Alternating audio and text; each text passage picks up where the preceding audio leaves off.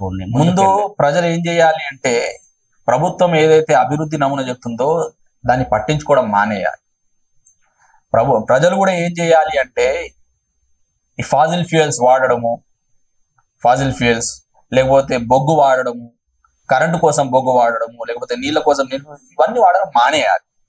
ప్రజలు కూడా ఏం చేయాలి అంటే తక్కువలో తక్కువ సింపుల్ లైఫ్ లీడ్ చేసేటట్టు ఉండాలి. మనం ఏంటిదంటే లగ్జరీస్ వైపు పోతున్నాం.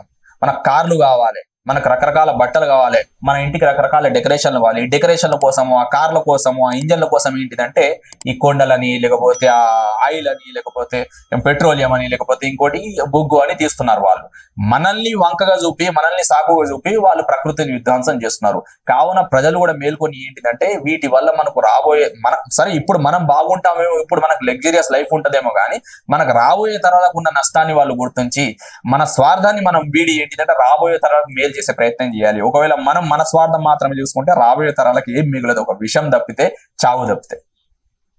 అంటే మనిషి లగ్జరీ లైఫ్ ని తగ్గించుకుంటే ఈ పర్యావరణం దృష్టిలో పెట్టుకొని వాళ్ళు కొంచెం ఏదైతే ముమ్మాటికి లగ్జరియస్ లైఫ్ ని తగ్గించుకోవాలి. అసలు లగ్జరీ వల్ల ఏమొస్తుంది చెప్పండి?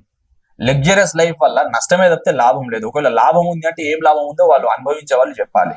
ప్రస్తుతం తరం వరకు బాగానే ఉంటది, భవిష్యత్ తరం వరకు ఎట్లా ఉండబోతుంది? భవిష్యత్ తరాలకు ఏమీ మిగలదు.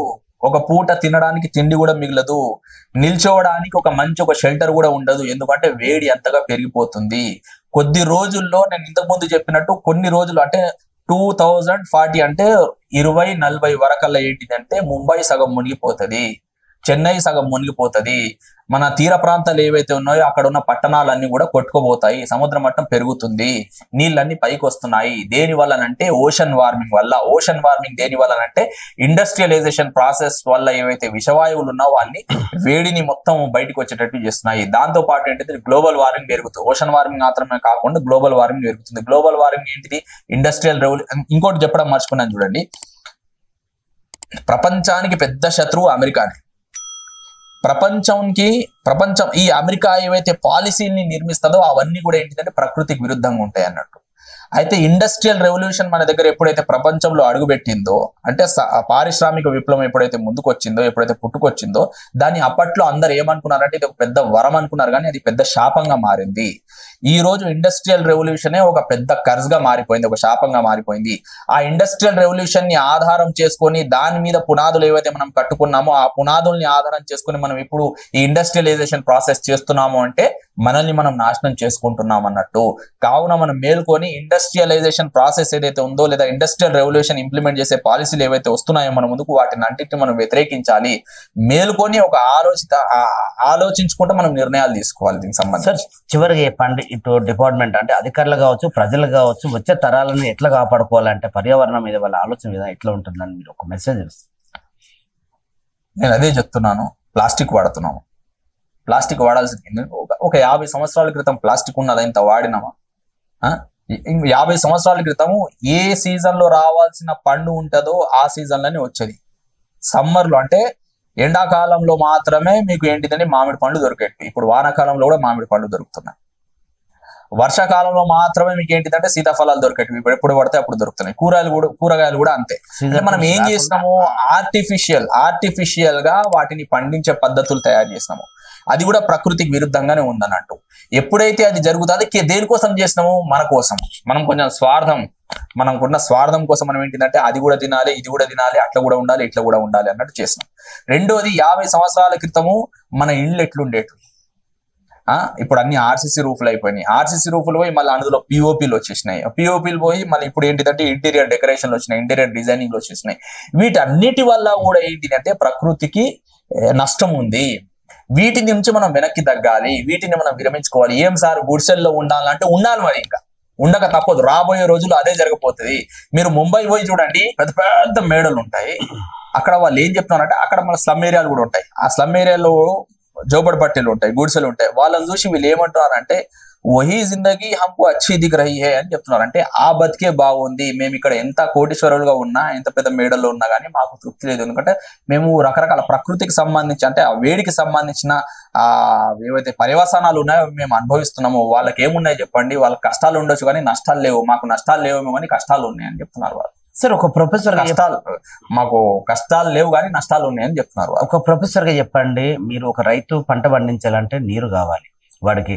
ఎట్లా అంటే అతనికి బోర్ వేయాలి, బోర్ వేయొద్దు అంటున్నారు. ఇల్లు కట్టుకోవాలంటే చెట్లను నరకాలి, చెట్లను నరకొద్దు అంటున్నారు. ఇంకేది ఇల్లు కట్టాలి అంటే శాండ్ కావాలి, ఇసుక తీయొద్దు అంటున్నారు. ఇవన్నీ జరగాలి అభివృద్ధి కార్యక్రమాలు అంటే ఇవన్నీ జరగొద్దు, ప్రకృతికి విరుద్ధంగా అంటున్నారు. మరి మీ దగ్గర ఆల్టర్నేటివ్ ఏమైనా ఆలోచనలో ఉందా? ఆల్టర్నేటివ్ అన్నది ప్రకృతి ఎప్పుడో మనకు చూపించింది. ప్రకృతికి అనుకూలంగా నిర్ణయాలు తీసుకోవాలి. ఒక 50 సంవత్సరాల కిందట ఎన్ని బోర్లు వేసేవాళ్ళు? అప్పుడు మనుషులు బతకలేదా? అప్పుడు మనుషులకు తిండి దొరకలేదా? అప్పుడు మనుషులు తినలేదా? అప్పుడు ఇండ్లు లేకున్నాయా? అప్పుడు ఏం ఆర్సీసీ రూఫ్లు ఉన్నాయా? అప్పుడు బతకలేదా? ప్రాణాలతోనే ఉన్నారు కదా, అప్పుడు సుఖంగా బతుకున్నారు, విలాసవంతంగా బతుకున్నారు. ఇప్పుడు మనం ఏంటి అంటే ఎవరెవరు అభివృద్ధి నమూనాలు తీసుకొని ఇట్లానే ఉండాలి, జీవితం అంటే ఇది, బతుకు అంటే ఇది, ఇల్లు అంటే ఇది, ఇల్లు ఇట్లానే ఉండాలి, వ్యవసాయం ఇట్లానే ఉండాలి, వ్యాపారం ఇట్లానే ఉండాలి అని మనం చెప్పుకుంటున్నాం. ఇదంతా బోగస్. చెప్పేది ఏంటిది అంటే ఆల్టర్నేటివ్ ఏంటివి అంటే ప్రకృతికి వ్యతిరేకంగా ఏది చేసినా గానీ మనల్ని నష్టపరుస్తుంది. బోర్లు మీరు చూడండి, మీరు పెద్ద పెద్ద ఎక్స్పర్ట్లను అడగండి, ఎవరైతే బోర్లకు సంబంధించిన ఎక్స్పర్ట్ ఉంటారో అతన్ని కూడా అడగండి, బోర్లు ప్రకృతికి నాశనం విరుద్ధమా అనుకూలమా అంటే ఆయన సమాధానం చెప్తాడు. మీరు శాండ్ తీయొద్దని చెప్తారు. వాస్తవానికి శాండ్ అవసరం ఎంత తీస్తారండి? లిమిట్, ఒక లిమిట్ ఉంటది కదా, మరి ఎంత తీస్తారు? ఒక్కొక్కటి 3 ఇల్లు కట్టుకుంటే పెద్ద పెద్ద మెడల్ అవసరమా? ఇదంతా అవసరం లేదు కదా.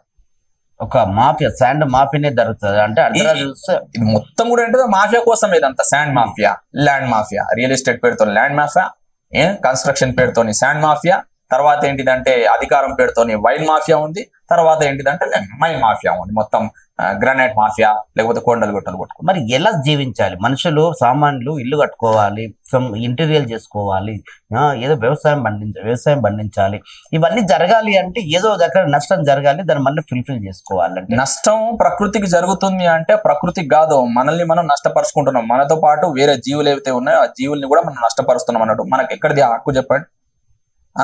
వేరే జీవులని నష్టపరిచే హక్కు మనకు లేదు, మనల్ని మనం నష్టపరుచుకునే హక్కు కూడా మనకు లేదు, ప్రకృతిని నష్టపరిచే హక్కు మనకు లేదు. మన స్వార్థం మనం చూసుకొని, మన లగ్జరీస్ మనం చూసుకొని ఎందుకు నష్టపరచాలి చెప్పండి? ఇది మనం విజ్ఞతతో ఆలోచించాలి. అది తెలివి గల వాళ్ళు తీసుకునే నిర్ణయాలు కావు. మనము ఏంటిదంటే పైన షో ఆఫ్ ఉండే లైఫ్ చూస్తున్నాము, పైన షోపు డబ్బు ఉన్న లైఫ్ చూస్తున్నాం, కానీ లోపల మనకి ఏం కావాలి, నిజంగా మనం ఏం కోరుకుంటున్నామో, మనకి ఏమంటారు ఎటువంటి జీవితం వైపు మనం ప్రయాణించాలి అన్నది మనం మర్చిపోయినాం. సార్ మీరు చెప్పింది 100% వాస్తవం అండి. కాకపోతే ఇది జరగాలంటే మీరు నేను కలిసి చేసి అవ్వదు. ప్రపంచ మొత్తంలో దీని మీద ఒక విప్లవం రావాలి. ప్రకృతిని కాపాడుకోవాలంటే ప్రతి ఒక్కరు నడుము బిగించి రాష్ట్రాలను సాధించుకున్నట్టుగా రోడ్లు ఎక్కాలి. చెట్లను నరకొద్దు, చెట్లను పెంచాలి. ఏదైనా పర్యావరణాన్ని కాపాడుకుంటే అది మనకు ప్రాణభిక్ష పెడుతుంది అన్నట్టుగా ఒక విప్లవం రావడానికి మీ దగ్గర చిన్న ఏదైనా సజెషన్ ఎట్లా ఉంటుంది? సజెషన్ ఏం లేదు, ఎడ్యుకేట్ చేయాలి అంటే నిజాలేంటివి ఉన్నట్టు చెప్పాలి. భయపడి ఇప్పుడు మీరు అన్నట్టు మరి ఎట్లా సార్, వ్యవసాయం ఎట్లా సార్, మరి రైతులు ఎట్లా సార్, లేకపోతే వాళ్ళు ఎట్లా ఉన్నట్టు మాట్లాడితేనే అర్థమవుతుంది. ఉన్నట్టు కాకుండా సగం నిజం సగం వద్ద మాట్లాడితే ఏది అర్థం కాదు. ఉన్నట్టు ప్రజల వద్దకు విషయం చేరాలి. ఏం నష్టం ఉందో, ఏం లాభం ఉందో వాళ్ళకి తెలియపరిచే ప్రయత్నం మనం చేయాలి. అప్పుడు మాత్రమే కొంచెమన్నా స్పృహతోని వీళ్ళు ముందుకు వెళ్ళే అవకాశం ఉంటుంది. సార్ అది హైదరాబాద్ లో హైడ్రా అనేది హల్చల్ అవుతుంది.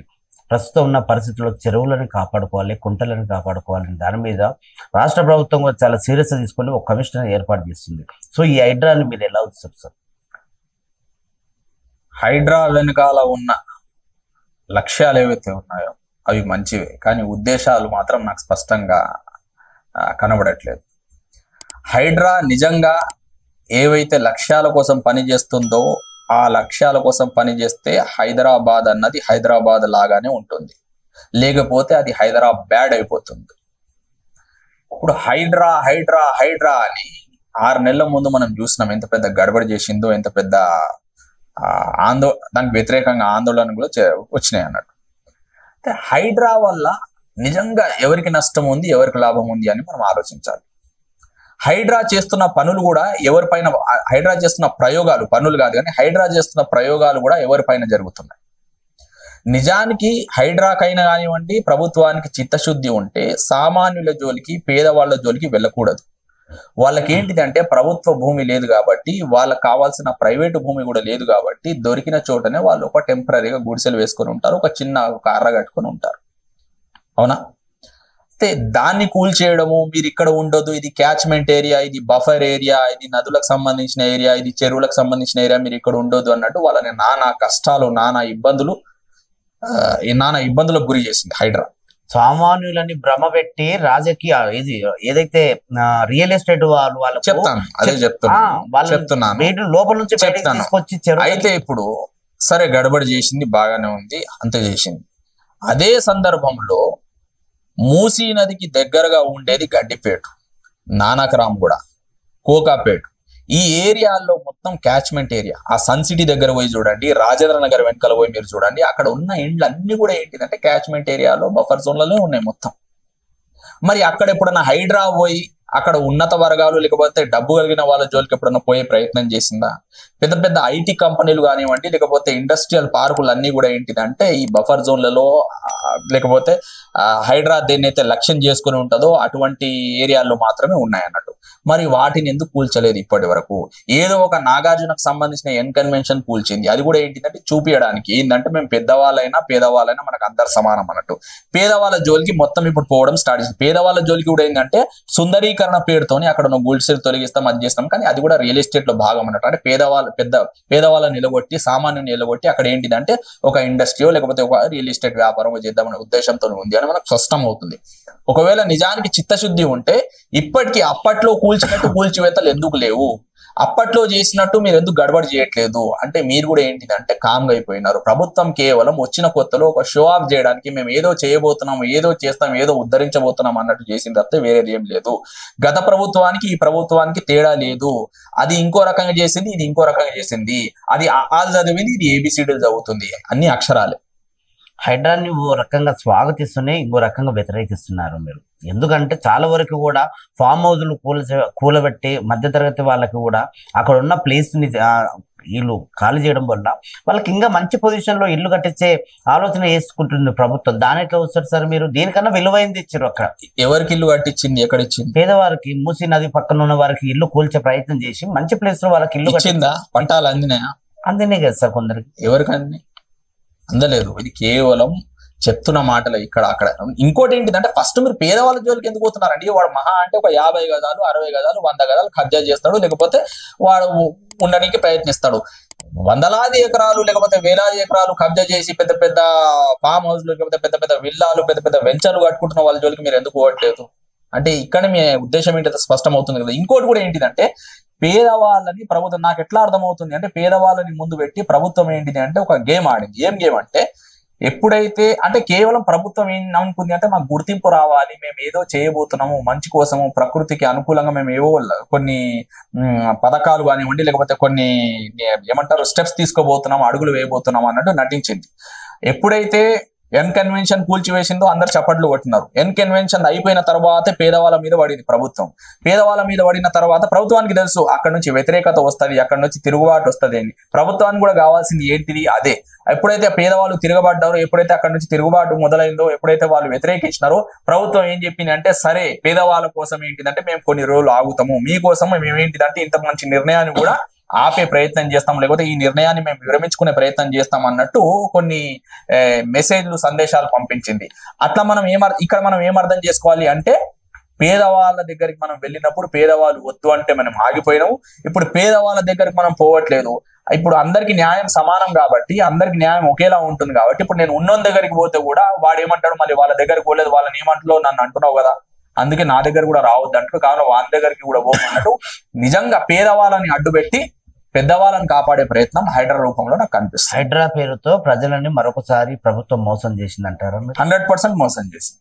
Thank you sir, thank you so much అండి. పర్యావరణాన్ని కాపాడుకోవాలనే దాని మీద ఈ రోజు మనం క్లుప్తంగా చెప్పుకున్నాము.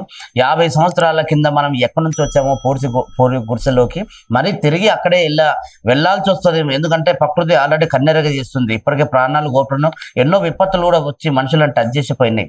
సో ఇప్పటికైనా భవిష్యత్ తరాలకు మనం బాట వేయాలంటే ఇక నుంచి మనం పర్యావరణాన్ని కాపాడుకోవాలి, చెట్లను పెంచాలి, నీరుని జాగ్రత్తగా వాడుకోవాలి, భూగర్భ జలాలను ఎంత తీయాలో అంత తీయాలి, ఇసుక మాఫియా జరగకుండా కాపాడుకోవాలి.